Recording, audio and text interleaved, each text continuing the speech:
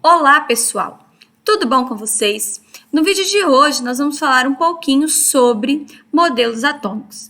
E você deve estar aí do outro lado se perguntando, mas Rochelle, você é professora de matemática e de física, por que você está falando de modelos atômicos, que é uma matéria de química? Ora, para você poder entender alguns conceitos de eletricidade dentro da física, né? Os conceitos de condutores, isolantes, corrente elétrica, você precisa saber a evolução desses modelos atômicos. Então, vamos lá dar uma revisada nesse conteúdo? Bom, a gente sabe que todas as coisas, todos os objetos, elas são formadas por elementos químicos, ou seja, a matéria é formada por substâncias, essas substâncias são formadas por moléculas e essas moléculas elas são formadas através da junção de vários átomos. Aqui a gente tem uma figura que mostra a estrutura do átomo como a gente conhece nos dias de hoje. No núcleo do átomo, eu tenho os prótons com carga positiva, eu tenho os nêutrons com carga neutra. E ao redor desse núcleo, eu tenho a eletrosfera, onde ficam os elétrons com carga negativa. Só que nem sempre o átomo ele foi dessa maneira, como a gente está vendo aí nessa figura. Então, vamos lá ver a evolução desses modelos atômicos. O primeiro modelo atômico, ele data do século V a.C., e ele foi criado pelo Demócrito e pelo Leucipo, que eram filósofos. Ou seja, esse modelo ele é baseado na indução, é baseado no que eles pensavam, certo? E por isso que o átomo recebeu esse nome, porque do grego significa indivisível, porque para eles o átomo era a menor partícula da matéria e era indivisível. Muitos séculos depois, em 1808, John Dalton, através de experimentação, de reações químicas, de pesagens, ele criou o modelo dele, que é chamado modelo da bola de bilhar. Para o Dalton, o átomo ele era esférico, maciço, indivisível, indestrutível e não tinha carga elétrica. E também elementos diferentes eram formados por átomos diferentes e tinham massas diferentes. Alguns anos depois, Thomson, através da experiência de tubos de raios catódicos, fez o modelo atômico dele, que foi uma evolução do modelo de Dalton, que o modelo de Thomson é chamado de modelo de pudim com passas. Por quê?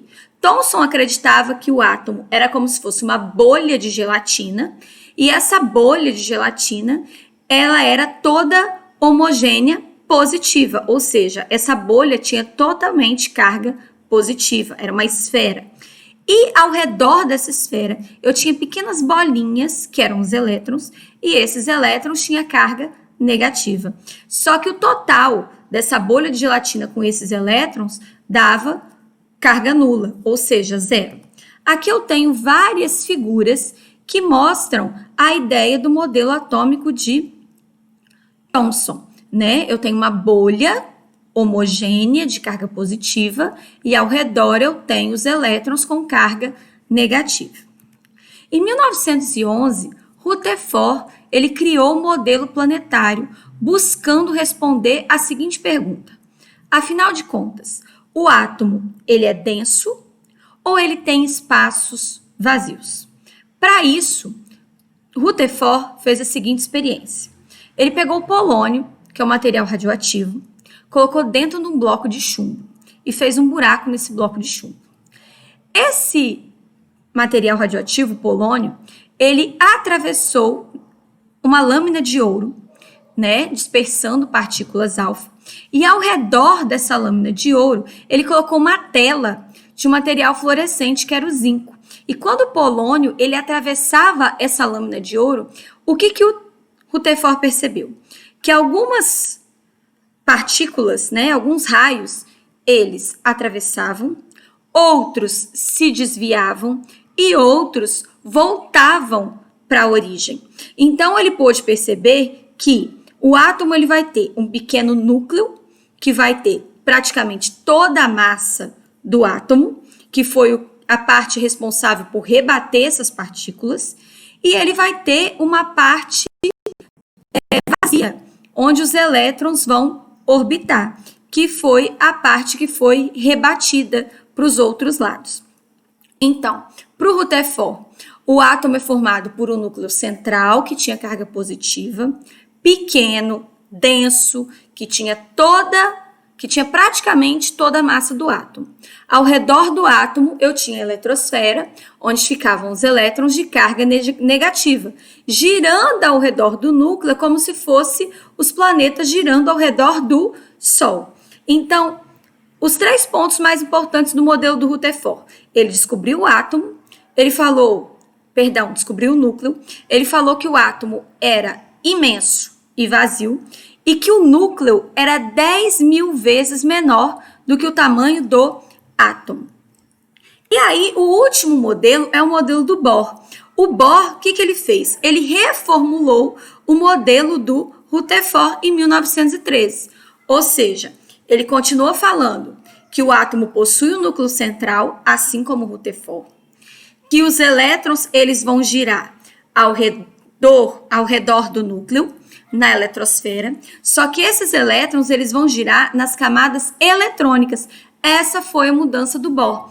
E os elétrons eles só podem ocupar determinados níveis de energia. E aí é que entra a parte tão importante para os nossos estudos de eletricidade. Aqui eu tenho um exemplo das camadas de valência, né? K, L, M, N, O, P e Q. Cada elétron ele pode ocupar uma determinada camada de valência. Só que aí vamos supor o seguinte, o elétron ele absorve uma energia maior do que aquela camada suporta. E aí ele vai para a camada seguinte. Só que ele também não consegue ficar lá. E aí ele volta para a camada dele de origem. Quando ele volta para a camada dele de origem, ele volta emitindo um fóton. O que é fóton? Ele volta emitindo luz. Então, se você gostou desse vídeo, se você conseguiu relembrar os modelos atômicos e conseguiu entender um pouquinho melhor dessa parte, se inscreve no meu canal e deixa seu like. Um abraço.